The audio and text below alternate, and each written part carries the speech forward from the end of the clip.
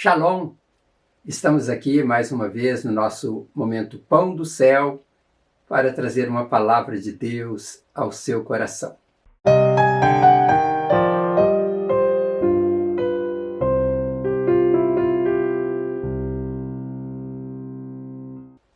O tema da nossa reflexão de hoje é abrindo a porta para falar com Deus. No mundo, encontramos muitas portas fechadas. Eu não sei se já aconteceu isso com você, mas comigo aconteceu, e normalmente acontece com todas as pessoas, da gente ir em algum lugar, e chegar lá, a porta está fechada. E quando isso acontece, nos traz uma certa frustração, porque nós queríamos encontrar, é claro, as portas abertas, mas alguém foi lá e fechou, por algum motivo. Mas na reflexão de hoje, eu vou falar de portas que nós mesmos fechamos e não fechamos para uma pessoa qualquer. Às vezes, com as nossas atitudes, nós fechamos portas para Deus. Fechar as portas para Deus parece ser algo impossível, porque Deus está em todo lugar, Ele tem poder para abrir qualquer porta. Mas vocês verão que os seres humanos fecham portas para Deus. Isto acontece através das ações de cada um. Olhando então por esta perspectiva de que o homem fecha a porta para Deus, eu quero tratar na reflexão de hoje esse tema, abrindo a porta para falar com Deus. O ponto de partida para uma pessoa abrir a porta para falar com Deus inicia-se com a oração. A oração é uma das maiores bênçãos deixadas por Deus a todos os seres humanos deste mundo. Por que eu digo que é uma grande bênção?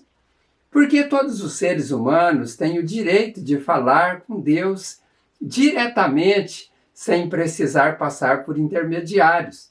Imagine você ter um canal direto para falar com Deus a hora que você quiser, sem precisar enfrentar uma fila de espera, e sem precisar pagar nada por isso. Isto é realmente uma grande bênção de Deus para todos. Talvez você possa estar indagando no seu coração, mas todos podem falar com Deus, Ele ouve até mesmo o mais vil pecador deste mundo? A resposta é sim, e a explicação é simples.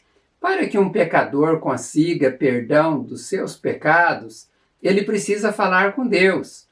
Quando um pecador reconhece o seu pecado, se arrepende, faz a sua confissão a Deus e pede perdão, isto acontece através de uma oração dirigida a Deus.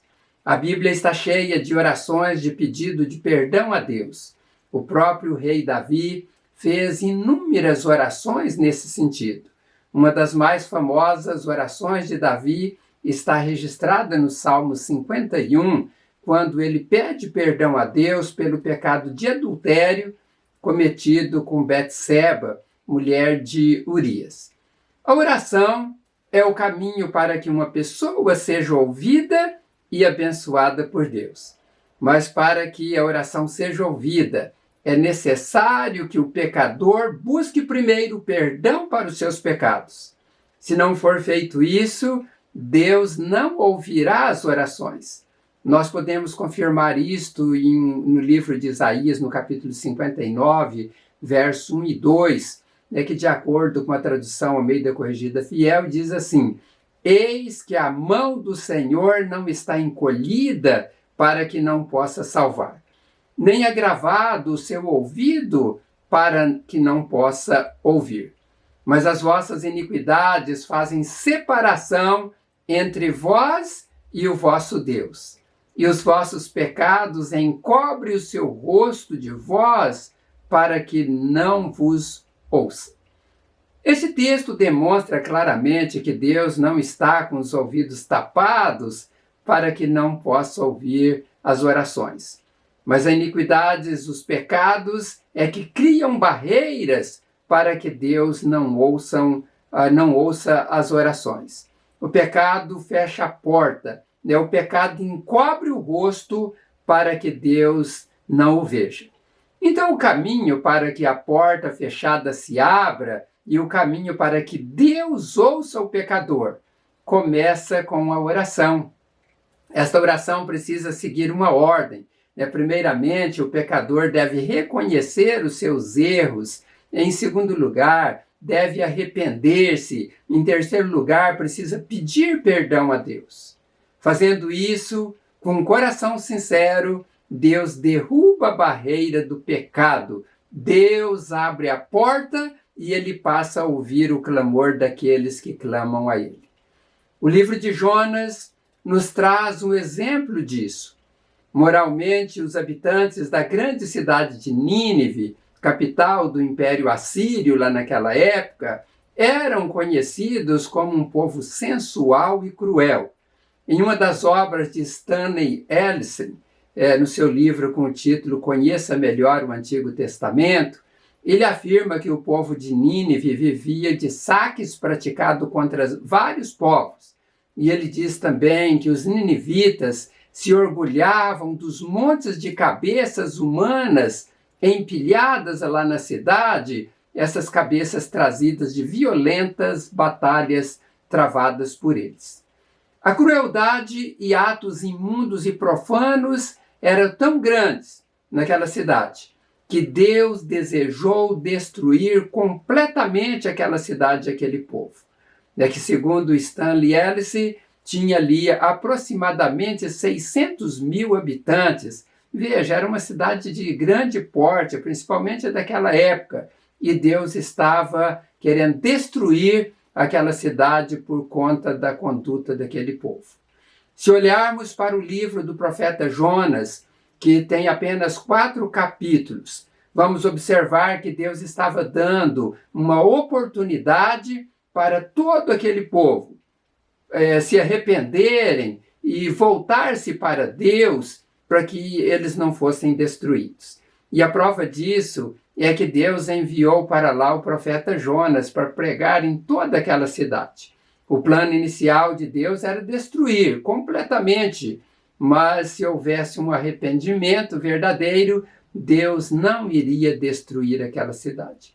Jonas chega a Nínive depois de rejeitar a ordem de Deus, e ter fugido, e nós conhecemos a história, você conhece, e ele então, quando é jogado no mar, foi tragado por um grande peixe que o levou em terra firme e vomitou, diz a palavra, em terra firme. A pregação de Jonas foi uma das menores pregações da história bíblica. No hebraico, a mensagem de Jonas tinha apenas 5 palavras. Na tradução para o português, foram ampliadas para 7 palavras para descrever a pregação do profeta Jonas. Jonas pregou dizendo: dentro de 40 dias, Nínive será destruída. Era esta a pregação de Jonas. Embora tenha sido uma pregação curta, diz a Bíblia que diante desta pregação do profeta Jonas, os homens de Nínive creram em Deus. Eles convocaram um jejum, se vestiram de panos de saco, desde o maior até o menor, e esta atitude do povo depois também chegou ao conhecimento do rei de Nínive, que por sua vez levantou também do seu trono, tirou o seu manto, cingiu-se com pano de saco e assentou-se sobre cinzas. Em seguida, ele fez proclamar em Nínive um decreto em que todos os homens, mulheres e até mesmo os animais não deveriam comer nada e nem beber água. Isto era um jejum total. E a ideia do rei é que eles deveriam fazer isso para ver se Deus mudava de ideia em relação à destruição daquela cidade. Eles que já sabiam que Deus havia feito com Sodoma e Gomorra, agora eles estavam temerosos de que Deus fizesse a mesma coisa com aquela grande cidade. Então, o rei, ele ordena para que as pessoas participassem de um jejum ali de toda a cidade. E a Bíblia ali naquele local nem fala quantos dias eram, mas a ideia é de que eles fizessem até que Deus desse uma resposta àquele pedido. E ele disse ainda que todos deveriam se cobrir, né, com pano de saco e deveriam orar a Deus com vigor e se converter cada um do seu caminho perverso, da violência que praticavam. Essa questão de se vestir com sacos e sentar em cinzas era uma atitude de humilhação, né, que eles utilizavam muito naquela época.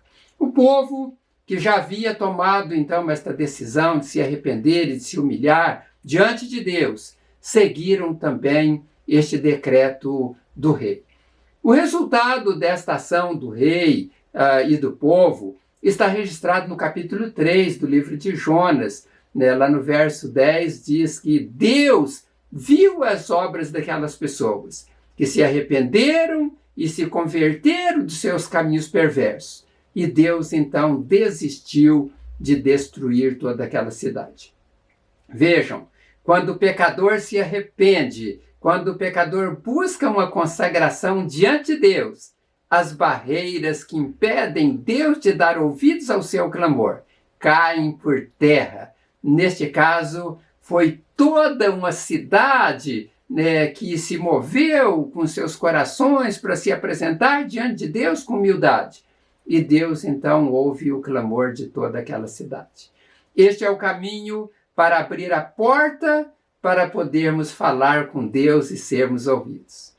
Eu quero concluir, né, a reflexão de hoje, voltando ao Salmo 51, que citei ali inicialmente como sendo uma das maiores orações de Davi, onde ele reconheceu o seu pecado e também pediu perdão a Deus. Eu quero extrair deste texto algumas lições importantes para nós. O Salmo 51, né, de acordo com a Nova Versão Internacional, esta oração, então, de Davi a Deus, ele estava dizendo: tem misericórdia de mim, ó Deus, por teu amor, por tua grande compaixão, apaga as minhas transgressões. Lava-me de toda a minha culpa e purifica-me do meu pecado. Pois eu mesmo reconheço as minhas transgressões e o meu pecado sempre me persegue. Só contra ti pequei e fiz o que tu reprovas, de modo que justa é a tua sentença e tens razão em condenar-me. Sei que sou pecador desde que nasci, sim, desde que me concebeu minha mãe. Sei que desejas a verdade no íntimo e no coração me ensinas a sabedoria. Purifica-me com hisopo e ficarei puro. Lava-me e mais branco do que a neve serei. Faze-me ouvir de novo júbilo e alegria, e os ossos que esmagastes exultarão. Esconde o rosto dos meus pecados e apaga todas as minhas iniquidades. Cria em mim um coração puro, ó Deus, e renova dentro de mim um espírito estável. Vejamos algumas lições que nos traz esta oração de Davi. A primeira ação de Davi e que nos traz aqui lições é que Davi clama por misericórdia segundo o amor e a grande compaixão de Deus. Ele sabia que Deus é um Deus misericordioso, que era um Deus cheio de amor, né, e que poderia, então, através da misericórdia do amor, ouvir a sua oração, né, e a sua confissão também de pecado, pedindo perdão. E foi olhando, então, para este amor de Deus e esta grande misericórdia que Davi clama a Deus para que ele lhe perdoe. A segunda lição que nós podemos extrair deste texto é que Davi, ele pede para Deus apagar as suas transgressões, lavar toda a sua culpa e purificar todo o seu pecado. Né? Veja que é uma oração bem completa nesse sentido de um pedido de restauração. Né? 3 coisas importantes ele pede: apagar, lavar e purificar. Quando oramos a Deus, é muito importante falarmos destas 3 coisas: apagar, lavar e purificar. Em terceiro lugar, Davi reconhece o seu pecado, ele reconhece suas transgressões aos mandamentos de Deus. no verso 3 do Salmo 51, ele diz: pois eu mesmo reconheço as minhas transgressões. Nós precisamos, como Davi, reconhecer as nossas transgressões quando chegamos diante de Deus. E em quarto lugar, Davi clama para que Deus restaure a alegria no seu coração.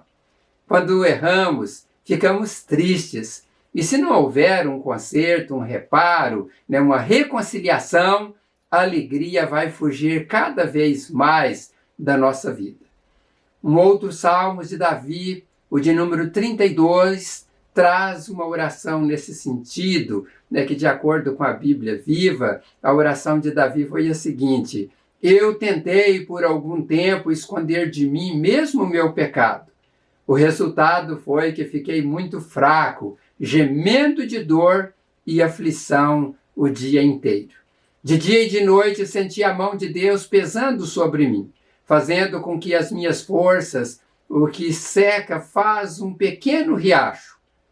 O sofrimento continuou até que admiti minha culpa e confessei a ti o meu pecado.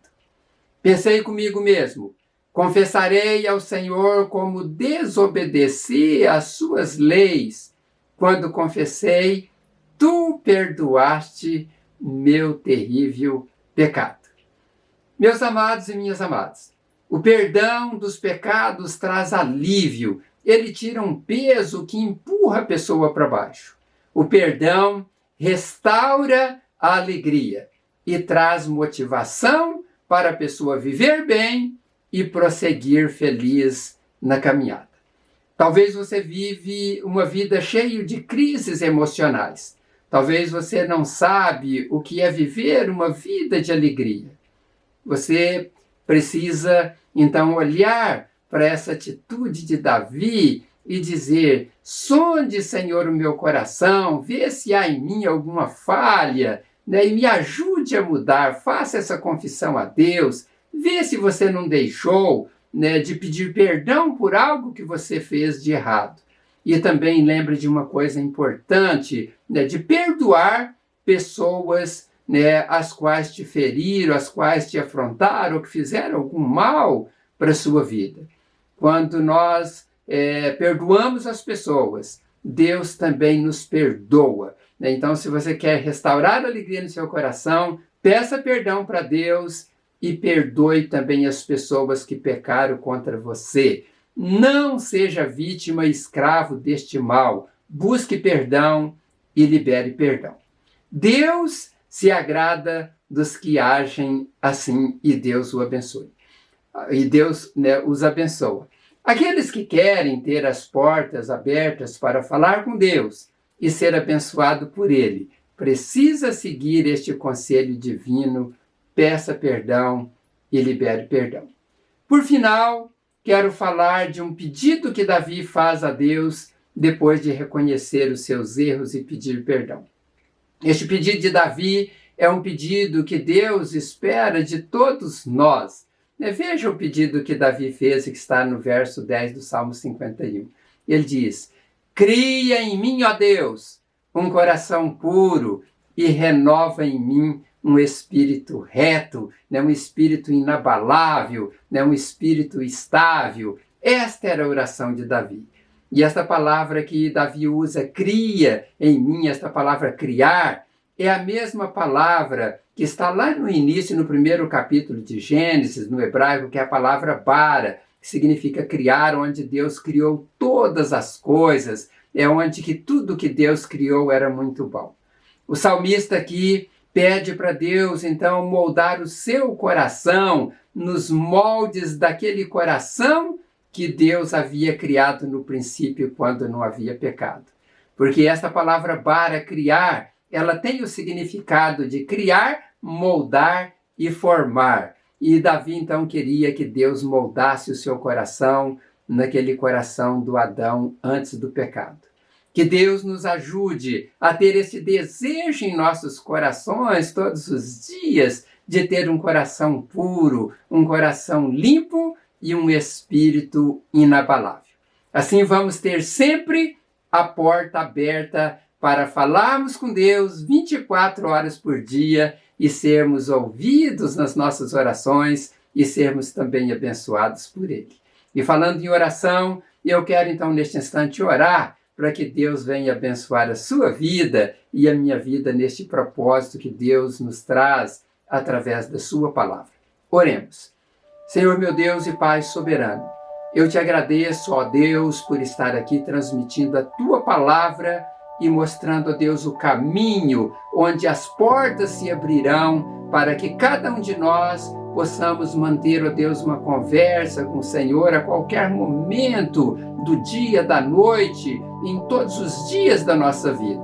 Ó Deus, se alguém que está vivendo uma crise emocional, cheio de tristezas, de angústias, ó Deus, tira este mal deste coração. Mostra, ó Deus, esta pessoa aquilo que ela precisa corrigir na sua vida e que ela possa, ó Deus, pedir perdão e que possa também liberar perdão às pessoas que os ofenderam. Meu Deus de poder, faça esta obra e que os teus filhos vivam uma vida de paz e uma vida de alegria. Eu peço ainda, ó Deus, que o Senhor abençoe os teus filhos também na saúde. Se há alguém enfermo, toca neste corpo enfermo e repreenda, Senhor, toda a enfermidade, desde a cabeça à planta dos pés. E também, ó Deus, regue estas vidas com todas as bênçãos celestiais e as bênçãos materiais. Que os teus filhos tenham as bênçãos multiplicadas no trabalho, nos negócios, em tudo aquilo que fizerem. Que as boas mãos do Senhor estejam sobre eles, guardando, protegendo e os fazendo prosperar. Esta é a minha oração, em nome do Senhor Jesus. Amém. Que Deus abençoe grandemente a sua vida e, como sempre tenho feito nos finais das mensagens e da oração, eu peço para que você multiplique estas mensagens enviando para os seus amigos e assim você vai ser um participante na semeadura da palavra de Deus e Deus irá te recompensar. Também, se você não se inscreveu no canal Palavras de Vida, se inscreva, porque através deste canal nós temos cumprido com uma missão e quando você se inscreve, então você está também participando desta grande missão. E nós temos orado por todos que estão participando, que estão inscritos no canal e eu tenho certeza que Deus vai abençoar rica e abundantemente a sua vida. Então, que Deus abençoe grandemente o seu coração e, se Deus permitir, em breve estaremos aqui mais uma vez para trazer uma palavra para você. Que Deus te abençoe. Até em breve, se Deus assim permitir. Um grande abraço a todos e a todas.